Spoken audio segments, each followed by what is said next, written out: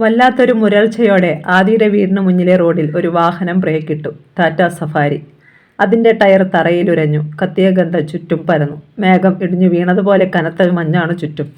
വീടിൻ്റെ വാതിലിൽ ആരോ തട്ടുന്നത് കേട്ട് ആദ്യം ഉണർന്നത് മാതിരി മുത്തശ്ശിയാണ്. എടി കൊച്ചേ, അവർ ഭദ്രയെ വിളിച്ചുണർത്തി. ആദി വന്നെന്ന് തോന്നുന്നു, ചെന്ന് വാതിൽ തുറക്കടി. ഭദ്ര എന്തോ പിറുപിറുത്തുകൊണ്ട് എഴുന്നേറ്റു. പിന്നെ മുറിയിലെ ലൈറ്റ് തെളിച്ചു. അഴിഞ്ഞ തലമുടി വാരിക്കെട്ടി. മുതുപാതിരയ്ക്ക് ഈ ഏട്ടൻ എവിടെ പോയതാ? അവൾ മുൻവശത്തെത്തി. അകത്തെയും പുറത്തെയും ലൈറ്റുകൾ തെളിച്ചുകൊണ്ട് വാതിൽ തുറന്നു. അടുത്ത നിമിഷം അവളുടെ മുന്നിലേക്കൊരു കത്തുന്ന മുഖം വന്നു. അഴകരാജ. പാമ്പ് കൊത്തിയതുപോലെ അവൾ പിന്നോട്ട് മാറി. തൊണ്ടക്കുഴിയിൽ ഒരു നിലവിളി പിടഞ്ഞു വീണു. ഭദ്ര, അറിയുമോടി നീ എന്നെ? വഷളം ചിരിയുമായി അഴകരാജ അകത്തേക്ക് ചുവടുവെച്ചു. പിന്നാലെ ഉടുമ്പ് മരുതും. ഭദ്രയുടെ നടുക്കം പൂർണ്ണമായി. മരുത് അവളെ അടിമുടി നോക്കിക്കൊണ്ട് നാവും നീട്ടി ചൊടി നനച്ചു. അവിടുന്ന് പോന്ന ശേഷം നീ ഒന്നുകൂടി കൊഴുത്തിട്ടുണ്ടല്ലോടി. അവിടെ നിന്ന് ഓടിയൊളിക്കാൻ ഒരു മാർഗത്തിനായി ഭദ്ര ചുറ്റും പരതി. എന്നേക്കുമായി ഒരു രക്ഷപ്പെടൽ സാധ്യമായെന്ന് നീ കരുതി അല്ലേടി? പതിഞ്ഞതെങ്കിലും കല്ലിച്ചതായിരുന്നു അഴകരാജയുടെ ഒച്ച. അവിടെ നിങ്ങളുടെ വീട് നിന്നിരുന്ന സ്ഥലത്ത് ഞാൻ 4 കുഴികൾ എടുത്തിട്ടേക്കുക. 6 അടി നീളത്തിൽ 4 അടി താഴ്ചയിൽ. എന്തിനെന്നോ? നിന്നെ നിന്റെ കുടുംബത്തെയും കുഴിച്ചു മൂടാൻ. നിന്റെയൊക്കെ ശവങ്ങൾ പുഴുത്തഴുകി മണ്ണോട് ചേരുന്നത് അവിടെയാകണം. അതെൻ്റെ വാശിയാ. ഭദ്രയ്ക്ക് നിലവിളിക്കണമെന്നുണ്ട്. പക്ഷേ ശബ്ദം പുറത്തു വന്നില്ല. പൂക്കുല പോലെ വിറച്ചുകൊണ്ട് അവൾ ഭിത്തിയിൽ അള്ളിപ്പിടിച്ചു. ആ നേരത്താണ് അവനല്ലേടി വന്നത് എന്ന ചോദ്യവുമായി മാതിരി മുത്തശ്ശി അങ്ങോട്ട് വന്നത്. മുന്നിൽ നിൽക്കുന്നവരെ കണ്ടതോടെ അവരുടെ ഭാവം മാറി. ആരാടാ നീയൊക്കെ? അവർ കൈ ചൂണ്ടി. അഴകരാജയും ഉടുമ്പ് മരുതും ആശ്ചര്യത്തോടെ അവരെ നോക്കി. പാട്ടിയോ? അഴകരാജ ചിരിച്ചു. മുത്തശ്ശിക്ക് കാര്യം പിടികിട്ടിയില്ല. ഈ പാതിരാത്രിക്ക് നിനക്കൊക്കെ എന്താടാ ഇവിടെ കാര്യം? ഇറങ്ങട പുറത്ത്. അവർ കയർത്തു. അഴകരാജയ്ക്ക് കൗതുകമായിരുന്നു. ഇങ്ങനെയാണോ പാട്ടി വീട്ടിൽ വരുന്ന അതിഥികളോട് പെരുമാറുന്നത്? അതിഥിയോ? ആരടാ നീയൊക്കെ? അവർ തിരിഞ്ഞു ഭദ്രയെ നോക്കി. നിനക്കറിയാമോടി ഇവരെ? മുത്തശ്ശി വന്നതോടെ ഭദ്രയ്ക്ക് ധൈര്യമായി. മുത്തശ്ശി, ഇവർ തോവാളയെന്ന്. മാതിരിയുടെ കണ്ണുകൾ കുറുകി. അത് പിന്നെ ഞങ്ങളെ എല്ലാവരെയും ഒന്ന് കാണാൻ വന്നതാ. മരുത് മുടന്തി ഒരടി മുന്നോട്ട് നീങ്ങി. മുത്തശ്ശി അയാളുടെ കാൽ ശ്രദ്ധിച്ചു. ഇപ്പം മനസ്സിലായി. എൻ്റെ ചെറുക്കൻ തല്ലി ഒഴിച്ചതാ നിൻ്റെ കാല് അല്ലേടാ? മരുതു അഴകരാജയെ മുഖാമുഖം നോക്കി. അപ്പോൾ നീയൊക്കെ പകരം ചോദിക്കാൻ വന്നേക്കുവാ? മുത്തശ്ശി മുന്നോട്ട് ചെന്ന് മരുതിൻ്റെ നെഞ്ചിൽ കൈകുത്തി പിന്നോട്ട് തള്ളി. എൻ്റെ ചെറുക്കൻ തിരിച്ചു വരുന്നതിന് മുമ്പേ പോയിക്കോ, അല്ലെങ്കിൽ നിൻ്റെയൊക്കെ ഈ ശരീരം ലോവർ പെരിയാറിൽ വൈദ്യുതിയായിട്ട് മാറും. ഭദ്ര കിടുങ്ങി. അവരുടെ ധൈര്യത്തിന് മുന്നിൽ അഴകരാജയും മരുതും ഒരു മാത്രം പകച്ചു. അമ്മേ! പൊടുന്നനെ പിന്നിൽ നിന്നൊരു വിളി. അഴകരാജയും മരുതും അങ്ങോട്ട് നോക്കി. ശേഖരനും സുഗന്ധിയും. ആഹാ, അകത്ത് പള്ളിയുറക്കമായിരുന്നു രണ്ടാളും അല്ലേ? മരുത് പരിഹസിച്ചു. വാ, ഞങ്ങൾ പല്ലൊക്കെ കൊണ്ടുവന്നിട്ടുണ്ട്. മോളെയും കൂട്ടി വന്ന് കയറ്. നമുക്ക് ആ പഴയ തോവാള തന്നെയാണ് നല്ലത്. ആ വാക്കുകൾക്കുള്ളിലെ ജ്വലിക്കുന്ന പക ശേഖരനും സുഗന്ധിയും തിരിച്ചറിഞ്ഞു. രാജേ, ഞങ്ങളെ ഉപദ്രവിക്കരുത്. ശേഖരൻ മുന്നോട്ട് വന്ന് കൈകൂപ്പി. എൻ്റെ മോൻ ചെയ്ത അപരാധങ്ങൾക്കൊക്കെ ഞാൻ മാപ്പ് ചോദിക്കാം. അപ്പോഴേക്കും മുത്തശ്ശി ഇടപെട്ടു. മാപ്പോ? നിനക്ക് നാണമില്ലേടാ കിഴങ്ങ, ഈ വരത്തന്മാരോട് ഇങ്ങനെ പറയാൻ? അമ്മയൊന്നും മിണ്ടാതെ നിൽക്കുന്നുണ്ടോ? ശേഖരന് ദേഷ്യം വന്നു. എന്നാൽ നീ ഭാര്യയും മോളെയും കൂട്ടി പോയിക്കോടാ ഇവരുടെ കൂടെ. അവർ നിന്ന് രോഷത്താൽ വിറച്ചു. പക്ഷേ ആദി വരുമ്പോൾ നീ അവനോട് ഇതിനൊക്കെ മറുപടി പറയേണ്ടി വരും, ഓർത്തോ? ആദി അവനിനി വരത്തില്ല തള്ളേ. അഴകരാജ പല്ലിളിച്ചു. അവനിപ്പോൾ ഞാനുണ്ടാക്കിയ വാരിക്കുഴിയിൽ വീണു കാണും. എൻ്റെ ആളുകളുടെ മുന്നിൽ കൊല്ലരുതേ എന്ന് യാചിക്കുകയാവും. മാതിരിയുടെ പുരികം വളഞ്ഞു. സൂക്ഷിക്കണമെന്ന് അവരുടെ ഉള്ളു പിറുപിറുത്തു. വാതിൽക്കൽ വേറെയും ചില മുഖങ്ങൾ തെളിയുന്നത് അവർ കണ്ടു. ശേഖര! അഴകരാജയുടെ ഭാവം മാറി. ശബ്ദവും. മര്യാദയ്ക്ക് നിങ്ങൾ വന്ന് വണ്ടിയിൽ കയറിയാൽ എനിക്ക് ബലപ്രയോഗം ഒഴിവാക്കാം. അല്ലെങ്കിൽ ഞാൻ നിങ്ങളെ കൊണ്ടുപോകും. ബഹളം കേട്ട് അയൽക്കാർ വരും. ഇവിടെ ശവങ്ങൾ വീഴും. ആഹാ, നീ അത്രയ്ക്കായോടാ? ചോദിച്ചത് മുത്തശ്ശി അഴകരാജയുടെ കവിളടക്കം ഒറ്റയടി. അമ്മേ! അലറിപ്പോയി ശേഖരൻ. ഇനി ഇവിടെ അപേക്ഷയുടെ ഭാഷ്യം നടക്കില്ല. എല്ലാം അമ്മ തകർത്തിരിക്കുന്നു. അടിയേറ്റ കവിളിൽ തടവിക്കൊണ്ട് അഴകരാജ മെല്ലെ തിരിഞ്ഞു. പ്രായം ഇത്രയായിട്ടും വീറിന് കുറവില്ല അല്ലേ? കഷ്ടം. കൈവച്ചത് എൻ്റെ കവിളത്തായിപ്പോയല്ലോ. മരുതേ! ആ വിളിയുടെ അർത്ഥം മനസ്സിലാക്കിയ മരുതിൻ്റെ കയ്യിൽ മിന്നൽ പോലെ ഒരു കത്തി പ്രത്യക്ഷപ്പെട്ടു. അരുത്! ശേഖരൻ മുന്നോട്ട് കുതിച്ചു. പക്ഷേ മുത്തശ്ശി! ഭദ്ര കണ്ണുകൾ ഇറുക്കിയടച്ചു. തൻ്റെ വയറ്റിലേക്ക് ഒരു മിന്നൽ പുളഞ്ഞിറങ്ങിയതുപോലെയാണ് മുത്തശ്ശിക്ക് തോന്നിയത്. അവിശ്വസനീയതയോടെ അവർ അവിടേക്ക് നോക്കി. വയറ്റിൽ ഒരു കത്തിയുടെ പിടി കണ്ടു. മരുത് കൈ പിൻവലിച്ചു. പ്രായമാകുമ്പോഴെങ്കിലും നാവും സ്വഭാവവും അടക്കി വയ്ക്കണം തള്ളേ. മുത്തശ്ശിയുടെ മുഖത്ത് വല്ലാത്തൊരു ഭാവം വന്നു. കണ്ണുകളിൽ 2 തുള്ളികൾ നിന്ന് വിറച്ചെങ്കിലും അവർ കരഞ്ഞില്ല. പല്ല് കടിച്ചുകൊണ്ട് അവർ ആ കത്തി വലിച്ചൂരി. ചോര ചീറ്റിത്തെറിച്ചു. ഹാ! മുത്തശ്ശി കണ്ണുകൾ ചിമ്മി തുറന്നു. കത്തിമുനയിൽ നിന്ന് ചോരത്തുള്ളികൾ ഇറ്റുവീണു. അമ്മേ! ശേഖരൻ അവരെ താങ്ങാൻ ഭാവിച്ചു. പോടാ! അവർ മകൻ്റെ കൈ തട്ടിക്കളഞ്ഞതും മുന്നോട്ടാഞ്ഞു ഒറ്റക്കുത്ത് മരുതിൻ്റെ തോളിൽ. തോൾ പലകയിൽ അത് തറഞ്ഞു നിന്നു. ആഹ്! മരുത് അലറിപ്പോയി. ആ സെക്കൻഡിൽ മാതിരി തളർന്ന് താഴേക്ക് വീണു. പക്ഷേ കത്തിയിലെ പിടിവിട്ടിരുന്നില്ല. മരുതിൻ്റെ പുറം വിളരുന്നത് പോലെ താഴേക്ക് കീറിപ്പോയി. തറയിൽ നിന്ന് മാതിരിയുടെ ശബ്ദം ചിതറി. സൂക്ഷിച്ചോടാ, എൻ്റെ ചെറുക്കം വരും. അവൻ നിന്നെ. വാക്കുകൾ മുറിഞ്ഞു മുത്തശ്ശി ഒന്ന് പിടഞ്ഞു. ആ ശരീരം നിശ്ചലമായി. വനത്തിൽ നിന്ന് ഒരു ഒറ്റയാൻ്റെ ചിഹ്നം വിളി കേട്ടു. അമ്മേ! ശേഖരന് സുഗന്ധിയും ഭദ്രയും അലറിക്കരഞ്ഞു. മിണ്ടരുത്! അഴകരാജയ്ക്ക് അപകടം മണത്തു. മരുത് ചോര ചീറ്റുന്ന ശരീരവുമായി പുറത്തേക്ക് പോയി. ശേഖരാ, എന്താ ഇവിടെ? പുറത്തുനിന്ന് ആരോ വിളിച്ചു ചോദിക്കുന്നു. അഴകരാജ വെട്ടിത്തിരിഞ്ഞു. വാതിൽക്കിലുണ്ടായിരുന്ന ഗുണ്ടകളിൽ ഒരാൾ അകത്തെത്തി. രാജസാബ്, പുറത്ത് ആൾ കൂടിക്കൊണ്ടിരിക്കുകയാ. രാജ പുറത്തേക്ക് തലനീട്ടി നോക്കി. അടുത്ത വീടുകളിൽ ലൈറ്റ് തെളിഞ്ഞിരിക്കുന്നു. ആളുകൾ ഓടിയെടുക്കുന്നു. ഇവർക്കിടയിലൂടെ തങ്ങൾക്ക് 3 പേരെ കൊണ്ടുപോകാൻ കഴിയില്ല. ഇത് കേരളമാണ്. വരിൻ, തൻ്റെ ആളുകളോട് പറഞ്ഞിട്ട് അഴകരാജ ശേഖരനെ രൂക്ഷമായി നോക്കി. ഇനിയും വരൂ ഞാൻ. ഇപ്പോൾ തോറ്റു മടങ്ങുകയല്ല. തോവാളിയിലെടുത്തിരിക്കുന്ന കുഴികളിൽ തന്നെ നിങ്ങളെ ഞാൻ വെട്ടിമൂടും. അഴകരാജ പുറത്തേക്ക് കുതിച്ചു. മരുതിനെ എത്രയും വേഗം ആശുപത്രിയിൽ എത്തിക്കണം. ഓടിയെത്തിയ ആളുകളെ തള്ളിമാറ്റി അവർ സഫാരിയിൽ കയറി. മരുത് നേരത്തെ കയറിയിരുന്നു. ശരം പോലെ വാഹനം പാഞ്ഞുപോയി. Cent Augustine hospital. ആദിയും ലിജോയും അങ്ങെത്തുമ്പോൾ സാജൻ കാഷ്വാലിറ്റിയിലാണ്. തൊഴിലാളികൾ ഓടി വന്നു. ഡോക്ടർമാർ പറയുന്നു മെഡിക്കൽ കോളേജിലേക്ക് കൊണ്ടുപോകുന്നത് നല്ലതെന്ന്. ആദ്യ ഡോക്ടറെ കണ്ടു. ഡോക്ടർ അത് തന്നെ പറഞ്ഞു. അങ്ങനൊന്നും അവർ മരിക്കില്ല ഡോക്ടർ. മരിക്കാൻ പാടില്ല. എനിക്ക് താങ്കളിൽ വിശ്വാസമുണ്ട്. ഡോക്ടർ അവനെ സൂക്ഷിച്ചെന്ന് നോക്കി. പിന്നെ പുഞ്ചിരിച്ചു. ഞാൻ പോലീസിൽ ഇൻഫോം ചെയ്തിട്ടുണ്ട്. അതാണല്ലോ നിയമം. ആദ്യം ഉസ്മാൻ അൻസാരിയെ വിളിക്കാൻ ഫോൺ എടുത്തു. എന്നാൽ ആ നിമിഷം ഇങ്ങോട്ടൊരു കാൾ വന്നു. അറ്റൻഡ് ചെയ്തതും ഒറ്റ അലർച്ചയായിരുന്നു ആദി. ഇല്ല ആദി, വാട്ട്സ് മാറ്റർ? ഡോക്ടർ അമ്പരപ്പോടെ അവനെ നോക്കി. ഒരു നിമിഷത്തിൻ്റെ 10-1 സമയം കൊണ്ട് അവൻ കൂടുകൂടെ വിയർക്കുന്നത് അയാൾ കണ്ടു. ഒന്നുമില്ല ഡോക്ടർ. അങ്ങനെ പറഞ്ഞെങ്കിലും അവൻ്റെ കണ്ണുകളിൽ 2 തുള്ളികൾ നിന്ന് വിറച്ചു. പിന്നെ പല്ലുകൾ ചേർന്നമർന്നു ഞെരിഞ്ഞു. കൊടുങ്കാറ്റ് പോലെ ആദി വെട്ടിത്തിരിഞ്ഞ് പുറത്തേക്ക് കുതിച്ചു. വേഗം വാടാ എന്ന് ലിജോയോട് വിളിച്ചു പറഞ്ഞിട്ട് ഇടനാഴിയിലൂടെ അവൻ പായുകയായിരുന്നു. അതിനിടെ കൂടി നിന്നിരുന്ന തൊഴിലാളികളോട് വിളിച്ചു പറഞ്ഞു. സാജന് ഒന്നിനുമൊരു കുറവുണ്ടാകരുത്. ഞാൻ വരും.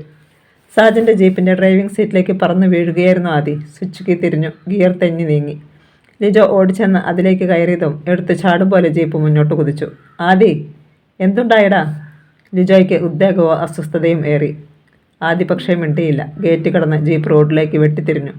എതിരെ വന്ന വാഹനത്തിൻ്റെ വെളിച്ചത്തിൽ ആദിയുടെ കവിളുകളിലൂടെ നനവിൻ്റെ ഒരു രേഖ ലിജോ കണ്ടു. അതോടെ അരുതാത്തതെന്തോ സംഭവിച്ചെന്ന് അവനുറപ്പായി. ഒരു കുഴിയിൽ ചാടിയ ജീപ്പ് എന്തോ ഒടിയുന്ന ഒച്ചയിൽ ഒരടി മുകളിലേക്ക് ഉയർന്നു. റോഡിൽ പതിച്ചു. എന്നിട്ടും ആദി വേഗത ഒട്ടും കുറച്ചില്ല. പിൻചക്രങ്ങൾക്കിടയിൽ മണൽ തരികൾ ചിതറി. റോസാപ്പൂക്കണ്ടം. വീടിനു മുന്നിൽ ആൾക്കൂട്ടം അകലെ വെച്ചേ ആദിയും ലിജോയും കണ്ടു. ജീപ്പ് പാഞ്ഞു ചെന്ന് അവിടെ സഡൻ ബ്രേക്ക് ഇട്ടു. എഞ്ചിൻ ഓഫ് ചെയ്തിട്ട് ചാടിയിറങ്ങിയ ആദി കാലുകൾ ചിറകുകളാക്കി പാഞ്ഞു. പിന്നാലെ ലിജോയും. ജീപ്പിൻ്റെ ഹെഡ്ലൈറ്റ് അണയ്ക്കാൻ പോലും അവൻ മറന്നിരുന്നു. വീടിനുള്ളിൽ നിന്ന് കൂട്ട നിലവിളി കേട്ടു. മുറ്റത്തേക്ക് കാൽ വെച്ചതും ആദിയുടെ സകല നിയന്ത്രണങ്ങളും പോയി. ഒറ്റ അലർച്ചയായിരുന്നു അവൻ. മുത്തശ്ശി! ചോര തീർത്ത വലയത്തിന് ചുറ്റും നിലവിളിച്ചുകൊണ്ടിരുന്ന ശേഖരനും സുഗന്ധിയും ഭദ്രയും ഒരു നിമിഷം നിശബ്ദരായി തലയുയർത്തി. ഏട്ടാ! ഈറ്റ പിളരും പോലെ ഒരു ശബ്ദം ഭദ്രയുടെ നാവിൽ നിന്ന് ഉയർന്നു. മോനെ! ശേഖരനും സുഗന്ധിയും വീണ്ടും നിലവിളിക്കാൻ തുടങ്ങി. ഒപ്പം മുറിയിലുണ്ടായിരുന്ന അയൽക്കാരും. ഒന്നേ നോക്കിയുള്ളൂ ആദി. രക്തം ഉറഞ്ഞു പോയതുപോലെ മരവിച്ചു പോയി. ലിജോയും സ്തബ്ധനായി നിന്നു. അടുത്ത നിമിഷം നടുവൊടിഞ്ഞതുപോലെ ആദി തറയിലേക്ക് ഊർന്നു. മുത്തശ്ശിയുടെ തലയ്ക്കലേക്ക്. മുത്തശ്ശി! ഹൃദയം പിളർന്നതുപോലെ ഒരു നിലവിളി കൂടി. അവൻ മാതിരിയുടെ ശിരസ്സുയർത്തി മടിയിൽ വെച്ചു. അവൻ്റെ മടിയിലും കയ്യിലുമെല്ലാം ചോര പറ്റിപ്പിടിച്ചു. അവൻ്റെ കണ്ണുകളിൽ നിന്ന് തുള്ളികൾ അടർന്നു മാതിരിയുടെ മുഖത്തേക്ക് വീണു. എന്നാലും എന്നോടൊന്നും പറയാതെ പോയില്ലേ മുത്തശ്ശി? ഞാൻ വരുന്നതുവരെയെങ്കിലും കാത്തിരിക്കാമായിരുന്നില്ലേ? എനിക്കൊത്തിരി ധൈര്യം തന്നിട്ടുള്ള മുത്തശ്ശി. അവസാനം ഉന്മാദം പിടിപ്പെട്ടതുപോലെ ആദി മുത്തശ്ശിയുടെ മുഖത്ത് അമർത്തി ഉമ്മ വെച്ചു. ലിജോയുടെ കണ്ണുകളും സജലങ്ങളായി. അവൻ്റെ അമ്പരപ്പ് ഇനിയും വിട്ടുമാറിയിരുന്നില്ല. മാതിരിയുടെ ചുണ്ടിൽ അപ്പോഴും ഒരു ജേതാവിൻ്റെ പുഞ്ചിരിയുണ്ടെന്ന് തോന്നി. നിമിഷങ്ങൾ വിറങ്ങലിച്ചു നിന്നു. മുത്തശ്ശിയുടെ ശിരസ് ആദ്യ മടിയിൽ നിന്ന് മാറ്റി ആ മുഖത്തേക്ക് തന്നെ ഇത്തിരി നേരം നോക്കിയിരുന്നു. പിൻവലിഞ്ഞതുപോലെ അവൻ്റെ കണ്ണീർ പ്രവാഹം നിലച്ചു. പകരം അവിടെ 2 തീക്കനലുകൾ തെളിഞ്ഞു. അവൻ തിരിഞ്ഞ് ഭദ്രയെ നോക്കി. ആരാടി മുത്തശ്ശിയോട് ഇത് ചെയ്തത്? ഏട്ടാ, അവൾ വിങ്ങി. പറയാൻ അവൻ്റെ വാക്കിന് വജ്രത്തിൻ്റെ കടുപ്പം വന്നു. അത് വീടിനെ പോലും വിറപ്പിച്ചു. പറഞ്ഞില്ലെങ്കിൽ ഞാൻ ഈ വീടിന് തീയിടും. നമുക്കെല്ലാവർക്കും കൂടി പോകാം, മുത്തശ്ശിക്ക് കൂട്ടായിട്ട്. ഭദ്ര ഒന്ന് നടുങ്ങി. അവളുടെ വിറപ്പുണ്ട ചുണ്ടുകളിൽ നിന്ന് പതറിയ ശബ്ദം വന്നു. അഴകരാജയും മരുതും. അവളെല്ലാം പറഞ്ഞു. മുഴുവൻ കേട്ടില്ല ആദി. അവൻ്റെ കാതുകൾ കൊട്ടിയടയ്ക്കപ്പെട്ടു പോയി. ചുടലയിൽ നിന്ന് പ്രാണൻ തിരിച്ചു കിട്ടി എഴുന്നേൽക്കുന്നവൻ്റെ ഭാവത്തിൽ ആദി എഴുന്നേറ്റു. ലിജോ, ഇവിടുത്തെ കാര്യങ്ങൾ നീ നോക്കണം. എനിക്ക് അവരെ വേണം, അഴകരാജയെ മരുതിനെ. അവരുടെ ചോര കൊണ്ട് മുത്തശ്ശിയുടെ നെറ്റിയിൽ അവസാനമായി ഒരു തിലകം ചാർത്തണം എനിക്ക്. ആദി, ലിജോ അവനെ സാന്ത്വനിപ്പിക്കാൻ ശ്രമിച്ചു. അവന്മാരെ നമ്മൾ തീർത്തിരിക്കും. മരുതിനെ കുത്തി കീറിയിട്ടാണ് മുത്തശ്ശി പോയത്. ആദിയുടെ കണ്ണുകളിൽ പകയുടെ ഓളം വെട്ടി. എങ്കിൽ അവർ അധിക ദൂരം പോയിരിക്കില്ല. ഏതെങ്കിലും ഡോക്ടറുടെ അടുത്ത് അവരെത്താതിരിക്കില്ല. അവൻ തൻ്റെ മുറിയിലേക്ക് പാഞ്ഞു. നിമിഷങ്ങൾക്കുള്ളിൽ മടങ്ങിയെത്തി. മോനെ, വേണ്ടടാ. സുഗന്ധി അവനെ തടയാനാഞ്ഞു. അടുക്കരുത്, അവൻ അലറി. എന്നെ വളർത്തിയതും സംരക്ഷിച്ചതുമെല്ലാം എൻ്റെ മുത്തശ്ശിയാ. ഒരു വാക്കുപോലും പറയാതെ നാടുവിട്ടുപോയ നിങ്ങൾക്ക് എന്നെ തടയാൻ എന്താ അവകാശം? ചുടലപ്പറമ്പിലേക്ക് മുത്തശ്ശിയെ കൊണ്ടുപോകുമ്പോൾ എല്ലാ കണക്കുകളും തീർന്നിരിക്കണം. മുന്നിലൊരു തിട്ടയിൽ തട്ടിയതുപോലെ നിന്നുപോയി സുഗന്ധി. ആളുകൾ വാതിൽക്കൽ കൂടി നിൽക്കുകയാണ്. ആദ്യയുടെ രോഷം അവരോടായി. നിങ്ങൾക്കൊക്കെ എന്താവശ്യം വന്നാലും മുന്നിൽ നിന്നിട്ടില്ലേ ഞാനും മുത്തശ്ശിയും? എന്നിട്ടും അവന്മാരെ ഒന്ന് തടഞ്ഞു നിർത്താനെങ്കിലും ശ്രമിച്ചോ നിങ്ങൾ? അയൽക്കാർ സുകുമാരൻ പറഞ്ഞു. ബഹളം കേട്ട് ഞങ്ങൾ ഓടി വന്നപ്പോഴേക്കും എല്ലാം കഴിഞ്ഞിരുന്നു ആദി. അവർ രക്ഷപ്പെട്ടു. അവൻ കടുപ്പിച്ചൊന്ന് മൂളി. മറ്റൊരു അയൽക്കാരൻ റഫീഖ് ആദിയുടെ പിന്നിലെത്തി. ഞാനും വരുന്നടാ നിന്റെ കൂടെ. ആ കിടക്കുന്നത് നിന്റെ മാത്രം മുത്തശ്ശിയല്ല, ഞങ്ങളുടെ എല്ലാം. അല്ല, ഈ റോസാപ്പൂ കണ്ടക്കാരുടെ മുഴുവൻ മുത്തശ്ശിയാ. കൊന്നു കടം തീർക്കണമെങ്കിൽ അതിന് ഞാനുമുണ്ട്. അപ്പോഴേക്കും പുരുഷന്മാർ ഓരോരുത്തരായി അവൻ്റെ പക്ഷം ചേർന്നു. ഞങ്ങളുമുണ്ട്. അതൊരു ആരവമായി. അടുത്ത നിമിഷം പോലീസിൻ്റെ ഒരു ഇന്നോവ പാഞ്ഞെത്തി. ആദി വന്ന ജീപ്പിന് പിന്നിൽ അത് നിന്നു. ആളുകൾ തിരിഞ്ഞു നോക്കി. അവർക്കിടയിലൂടെ ഡിവൈഎസ്പി ഉസ്മാൻ അൻസാരി ആദിയുടെ മുന്നിലെത്തി. ഒരു നിമിഷം അവരുടെ കണ്ണുകൾ കോർത്തു. എല്ലാ കണക്കുകളും സ്വയം തീർക്കാനാണ് നിന്റെ ഉദ്ദേശമെങ്കിൽ പിന്നെ ഞങ്ങളൊക്കെ എന്തിനാണ് ഇവിടെ? ഉസ്മാൻ്റെ ശബ്ദം കൂർത്തു. സാർ, എൻ്റെ മുത്തശ്ശിയെ. അവനൊന്ന് പതറി. ഒക്കെ അറിഞ്ഞുകൊണ്ട് തന്നെയാ ഞാൻ വന്നിരിക്കുന്നത്. അഴകരാജയും ഉടുമ്പുമരുതും അല്ലേ? അവരെ കൊന്നിട്ട് നീ ജയിലിൽ പോയാൽ പിന്നെയും വരും അവരെ പോലെ മറ്റൊരു കൂട്ടർ. അവരെ ആര് നേരിടും? ആദ്യം മിണ്ടിയില്ല. ഉസ്മാൻ അൻസാരി അവൻ്റെ തോളിൽ കൈവച്ചു. പിന്നെ അവന് കേൾക്കാൻ മാത്രം ശബ്ദത്തിൽ പറഞ്ഞു. ഒരു പോലീസ് ഉദ്യോഗസ്ഥൻ എന്ന നിലയ്ക്ക് ഞാൻ ഇങ്ങനെ പറയാൻ പാടില്ലാത്തതാണ്. എന്നാലും നമ്മുടെ നാട്ടിൻ്റെ പോക്ക് കാണുമ്പോൾ ഓരോ പൗരനും ആയുധമെടുക്കേണ്ട സമയമായെന്ന് തോന്നിപ്പോകും. സാധാരണക്കാർക്ക് മുഴുവൻ നീതി നിഷേധിക്കപ്പെടുന്നു. അയാളൊന്ന് നിശ്വസിച്ചു. നാട്ടുകാരെയും കൂട്ടി നീ ഇപ്പോൾ അങ്ങോട്ട് പോയാൽ മറ്റാരെങ്കിലും അവരെ കൊന്നാലും നീ ഉത്തരം പറയേണ്ടി വരും. അങ്ങോട്ട് പോയില്ലെങ്കിലും അവസരം നമ്മെ തേടി ഇങ്ങോട്ട് വരുമടാ. ആദി ഒരു നിമിഷം ചിന്തിച്ചു നിന്നു. ഉള്ളിൽ അലറിക്കൊണ്ടിരുന്ന പകയുടെ വന്യമൃഗത്തിന് തൽക്കാലം അവനൊരു കടിഞ്ഞാണിട്ടു. ഉസ്മാൻ അൻസാരിയും ഒപ്പം വന്ന പോലീസ് സംഘവും വീടിനുള്ളിലേക്ക് കടന്നു. സമയം 2:30. ആദിയുടെ വീടിനകത്തും പുറത്തും ആളുകൾ ഉറങ്ങാതിരുന്നു. പോലീസ് FIR തയ്യാറാക്കിയെങ്കിലും രാവിലെ മാത്രമേ ബോഡി നീക്കം ചെയ്യുന്നുള്ളൂ എന്ന തീരുമാനത്തിലാണ്. മാതിരി മുത്തശ്ശിയുടെ ശരീരം ഒരു കട്ടിലിലേക്ക് മാറ്റിയിരുന്നു. കുമളി പോലീസ് സ്റ്റേഷനിലെ 2 പോലീസുകാരെ അവിടെ ഡ്യൂട്ടിക്ക് നിർത്തിയിട്ട് സാക്ഷിമൊഴിയും മറ്റും രാവിലെ എടുക്കാം എന്ന തീരുമാനത്തിൽ ഡിവൈഎസ്പിയും സംഘവും മടങ്ങിയിരുന്നു.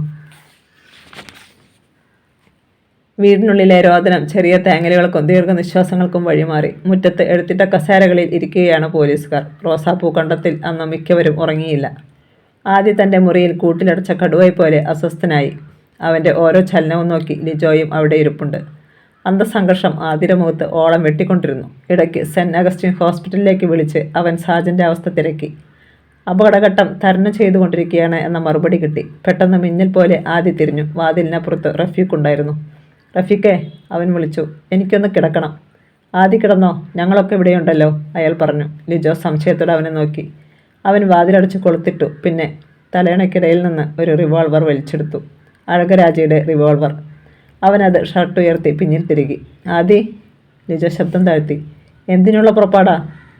തമിഴനായ അഴകരാജ കൃത്യമായി ഈ വീട്ടിലെത്തുകയും മുത്തശ്ശിയെ കൊന്നിട്ട് രക്ഷപ്പെടുകയും ചെയ്യണമെങ്കിൽ ഇടയ്ക്ക് ഒരാൾ ഉണ്ടാവണം, ഒരു വഴികാട്ടി, ആദി പറഞ്ഞു.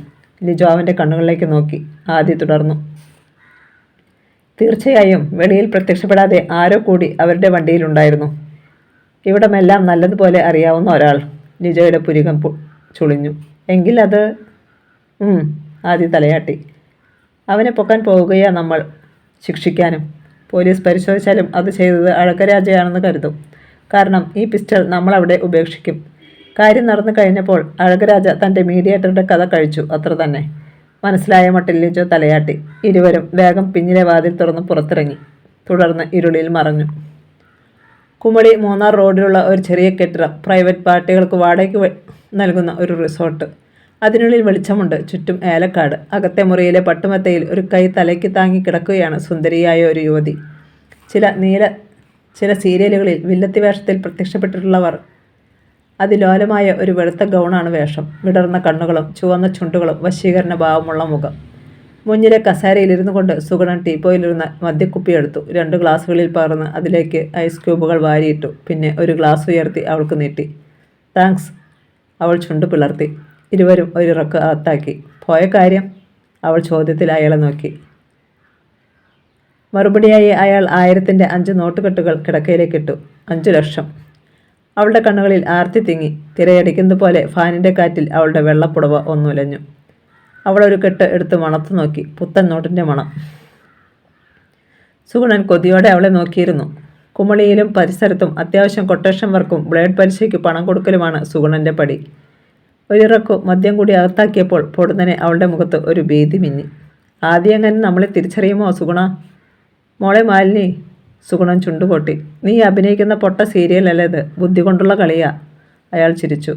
ആദ്യമല്ല, അവൻ്റെ അപ്പൻ്റെ അപ്പൻ പോലും എന്നെ തിരിച്ചറിയത്തില്ല. ബുദ്ധി കൊണ്ട് അതിനേക്കാൾ മുന്നിൽ പിറക്കുന്നവനാ ഞാൻ. എൻ്റെ മുന്നിൽ ആദ്യം വെറും വട്ടപ്പൂജ്യം. അയാൾ ഗ്ലാസ് കാലിയാക്കി. അടുത്ത നിമിഷം കോളിംഗ് ബെൽ ശബ്ദിച്ചു. ഇരുവരും ഞെട്ടിത്തിരിഞ്ഞു. ആരാ? സുഗുണൻ എഴുന്നേറ്റു. മാലിന്യ പെട്ടെന്ന് നോട്ടുകെട്ടുകൾ മെത്തയ്ക്കടിയിലേക്ക് വെച്ചു. കരുതലോടെ സുഗുണൻ പുറത്തെ വാതിൽക്കിലേക്ക് നീങ്ങി. ഒരു തവണ കൂടി കോളിംഗ് ബെൽ ശബ്ദിച്ചു. ആരാ? സുഗുണൻ്റെ ഒച്ച ചിലമ്പി.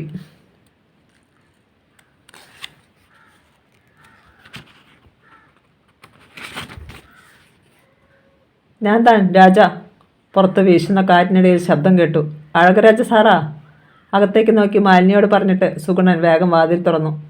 എന്നാൽ നെറ്റിയിലൊരു സർപ്പം കൊത്തിയതുപോലെ അയാൾ പിന്നോട്ട് മാറി. ആ നിമിഷം ഇരുളിൽ നിന്നൊരു ചുരുട്ടിയ കൈത്തലം ചീറി വന്നു. സുഗുണൻ്റെ നെഞ്ചിനു മധ്യത്തിൽ ശക്തമായ ഒരു ഇടിയേറ്റു.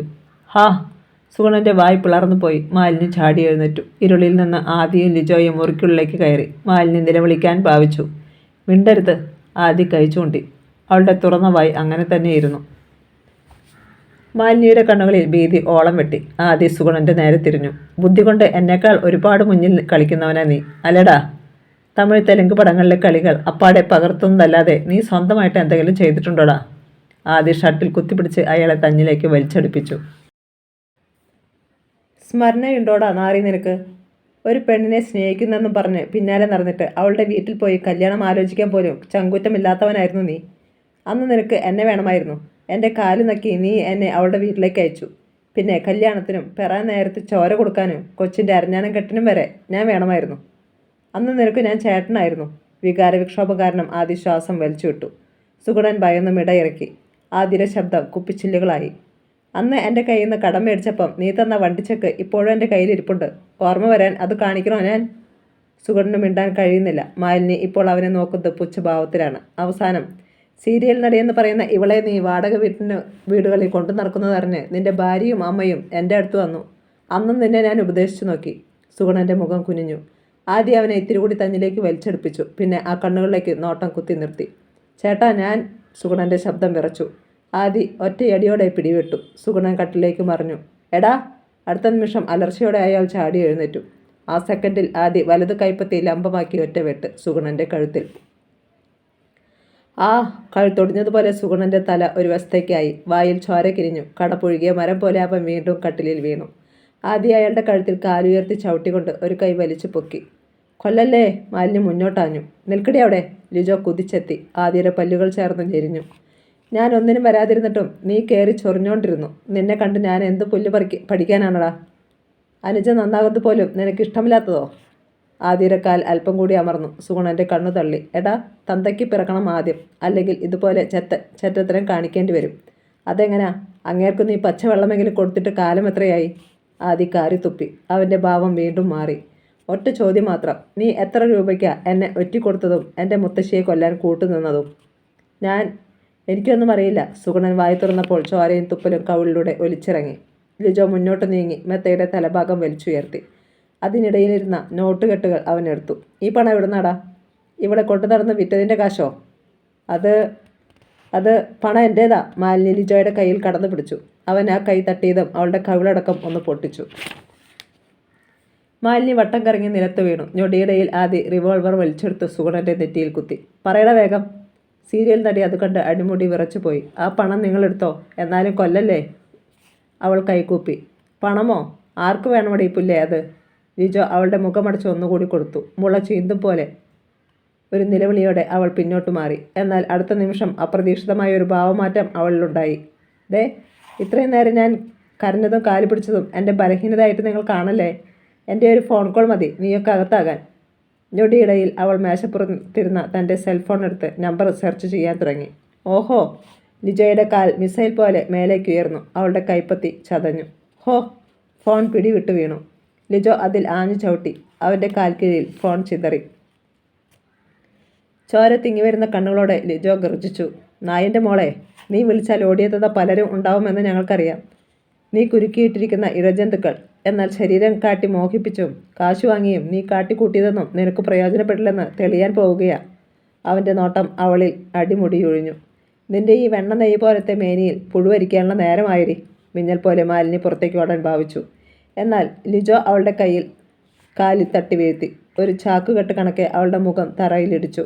മൂക്കിലൂടെ അട്ടയെപ്പോലെ ചോര ഇഴഞ്ഞിറങ്ങി. അവളെ ഒന്നും ചെയ്യല്ലേ? ആദിയുടെ പാദത്തിനടിയിൽ സുഗുണൻ യാചിച്ചു. അത് ശരി, ഇപ്പോഴും അവൾക്ക് നൊന്താൽ നിന്റെ ചങ്കിടിക്കും അല്ലേടാ? അപ്പോൾ എന്നെ ജീവനത്തിൽ സ്നേഹിച്ച എൻ്റെ മുത്തശ്ശിയെ നീയൊന്ന് ഓർത്തു നോക്ക്. സുഗുണന് ശബ്ദം നഷ്ടപ്പെട്ടു. ആദി ലിജോയ്ക്ക് നേരെ കൈക്കാട്ടി. ഇവൻ സത്യം പറയാൻ കൂട്ടാക്കുന്നില്ലല്ലോടാ. ഇപ്പം പറയൂ ആദി. പെട്ടെന്ന് ലിജോ കത്തിയെടുത്തു. അത് കണ്ട് മാലിനിയുടെ കഴുത്തിൽ ഒന്ന് വരഞ്ഞു. അവിടെ ആദ്യം ഒരു വെളുത്ത വരയുണ്ടായി. അടുത്ത നിമിഷം അത് ചുവന്നു തുളുമ്പി. മാലിനി അലറിപ്പോയി. അത് പൂർത്തിയാകും മുമ്പ് ലിജോ അവളുടെ മുടിയിൽ കുത്തിപ്പിടിച്ച് തല അല്പം ഉയർത്തുകയും തുറന്ന വായിലേക്ക് കത്തിക്കയറ്റുകയും ചെയ്തു. ഞാൻ നിന്റെ നാവർക്കം പോവുകയാ. മാലിനിയുടെ തുറന്ന വായി അതുപോലെ തന്നെ ഇരുന്നു. വേണ്ട ലിജോ, അവളെ വിട്, ഞാൻ പറയാം. സുഗുണൻ സമ്മതിച്ചു. ആദ്യം പറയടാ, പിന്നെ വിടാം. ലിജോ പല്ലിളിച്ചു. സുഗുണൻ എല്ലാം പറഞ്ഞു. അഴകരാജയ്ക്ക് വഴികാട്ടി കൊടുത്തതും 5 ലക്ഷം രൂപ വാങ്ങിയതുമെല്ലാം. പക്ഷേ അവർ നിന്റെ മുത്തശ്ശിയോട് അങ്ങനെ ചെയ്യുമെന്ന് കരുതിയില്ല ആദി. അയാളുടെ കണ്ണുകൾ നനഞ്ഞു തുടങ്ങി. ആദി അല്പനേരം ചലിക്കാതെ അയാളെ തന്നെ നോക്കി നിന്നു. പിന്നെ തിരക്കി. തമിഴ്നാട്ടിൽ നിന്ന് വന്നവന് അഴകരാജ. അവന് നിന്നെ നേരത്തെ പരിചയവുമില്ല. അപ്പോൾ ഇടയ്ക്ക് നിന്ന് പരിചയപ്പെടുത്തി തന്ന ഒരാൾ ഉണ്ടാകുമല്ലോ. ആരാ അത്? ശരീരത്തിൽ ഉലയിൽ പഴുപ്പിച്ച ഒരു ചങ്ങല വീണതുപോലെ പിടഞ്ഞുപോയി സുഗുണൻ. പറയട വേഗം.